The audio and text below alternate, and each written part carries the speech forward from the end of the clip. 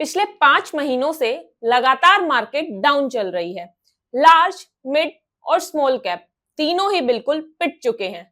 सितंबर 2024 से अभी तक निफ्टी 50 13% से डाउन है, मिड कैप 20% से और स्मॉल कैप 24% से।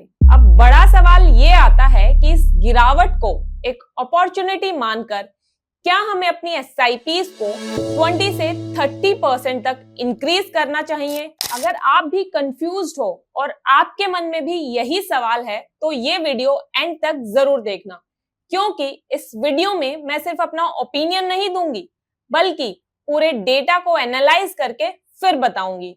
तो चलो फिर अपना एनालिसिस शुरू करते हैं। सबसे पहले ये देखते हैं कि 2008 से लेकर अभी तक जितनी भी बियर मार्केट्स रही हैं उनमें लार्ज, मिड और स्मॉल कैप इंडेक्सेस कितने परसेंट से डाउन गए थे, ताकि हमें एक अंदाजा लग जाए कि जो रीसेंट डाउनफॉल है वो क्या एक नॉर्मल करेक्शन है या एक बड़ा क्रैश है। तो सबसे पहले अगर मैं 2008 के मैसिव क्रैश की बात करूं तो इसमें निफ्टी 50 63% से डाउन गया था, मिड कैप 73 और स्मॉल कैप 75% से। उसके बाद 2010 के डाउनफॉल में भी ये तीनों ही इंडेक्सेस काफी डाउन गए थे। निफ्टी 50 28% से, मिड कैप 40% से और स्मॉल कैप 26% से।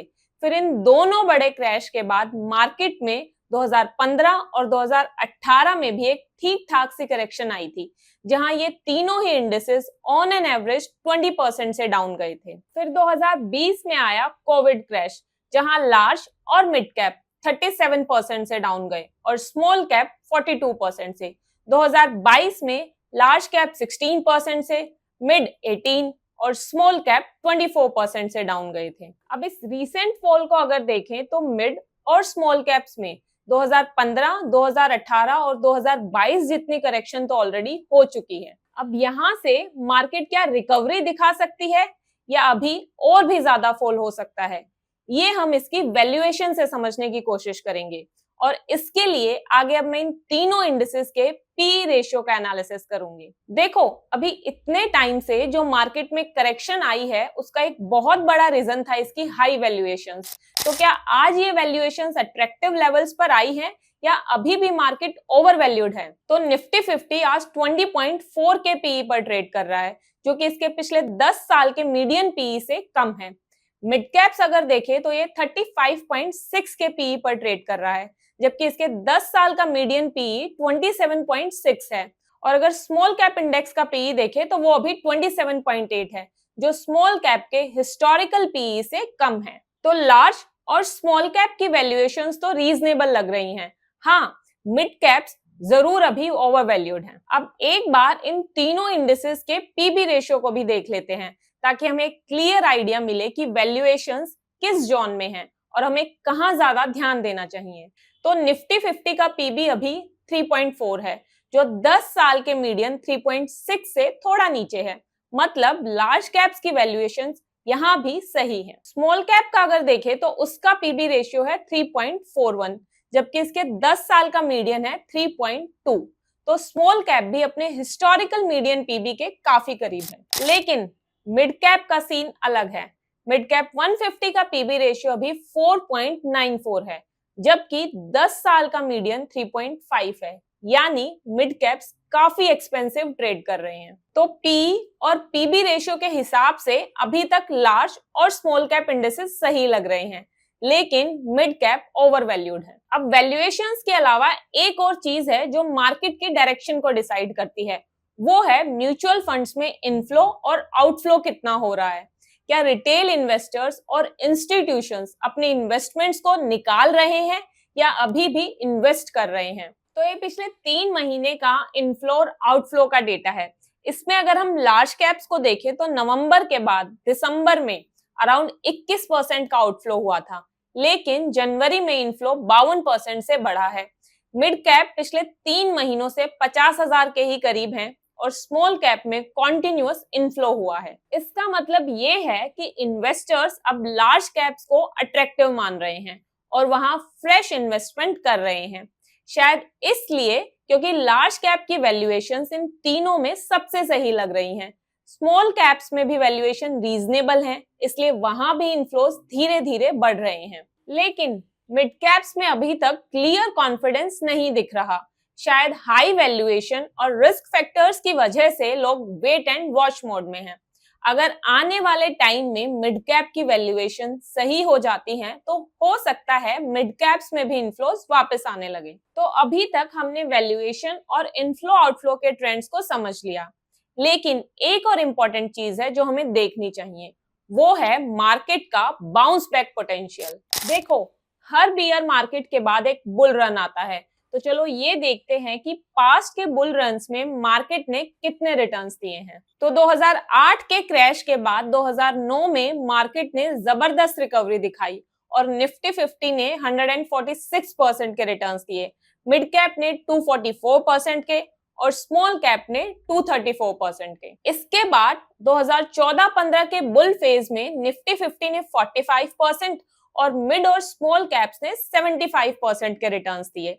फिर 2017-18 में भी तीनों कैटेगरीज ने स्ट्रॉन्ग रैली की और इन्वेस्टर्स को अच्छा प्रॉफिट मिला। इसके बाद जो कोविड के बाद वाला बुल रन था उसमें भी इन तीनों कैटेगरीज ने 141, 182 और 234% के आउटस्टैंडिंग रिटर्न्स दिए थे। और अगर रीसेंट 2023-24 के बुल फेज की बात करूं तो निफ्टी 50 ने 50% से भी ज्यादा के रिटर्न्स दिए।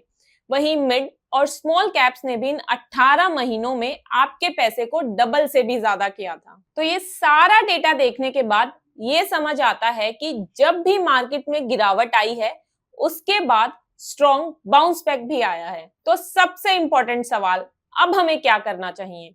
क्या एसआईपी को इंक्रीज करें या अभी थोड़ा और वेट करें?